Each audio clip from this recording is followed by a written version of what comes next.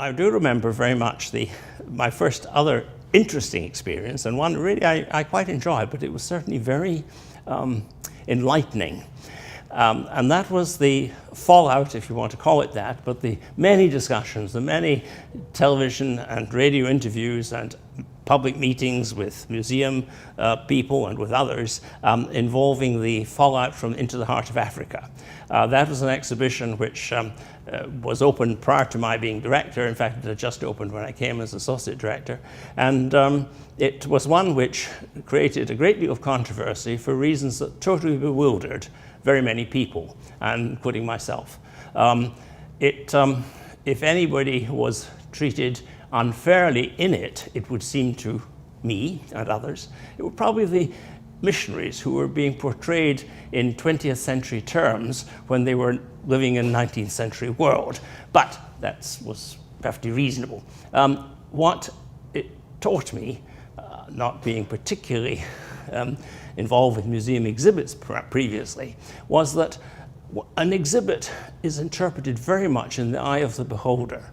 That what the image that you present will be looked at extremely differently by different people depending on the visions and images that they have grown up with and they're part of their life. And talking to people who really found the exhibit appallingly negative towards peoples of African descent was an enlightenment.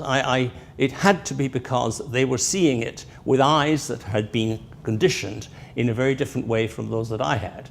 And one of the things that I also discovered with it is that in talking to people who were of African descent, those who still lived in Africa were much less likely to find any offense in the exhibit than those who had come to us from the Caribbean.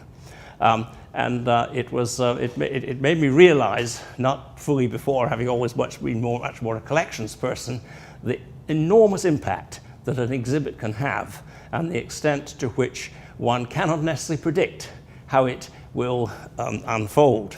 But you asked me about the way in which we planned exhibits, and I can remember being in Berlin for botanical meetings in January, early January, it must have been 1994, and hearing on the radio that there had been an uprising in Oaxaca in Mexico, and that there was being put down perhaps rather forcibly by the Mexican government. We were just about to open an exhibition sponsored by the Mexican government to try to cement relations between Canada and Mexico in view of the extension of the free trade area. And I envisaged that we might have another Into the Heart of Africa. Well, we didn't.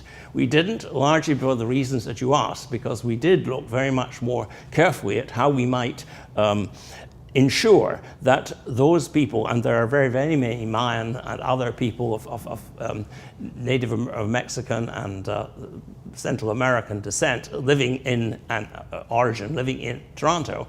And we had a very long program of not just of consultation, but of explanation, so that they felt that the exhibit was in fact theirs as much as it was the Mexican government's and ours. I have to pay tribute to mentioning names of the then time associate director in charge of exhibits, Florence Silver, who did a fantastic job in bringing the group on side.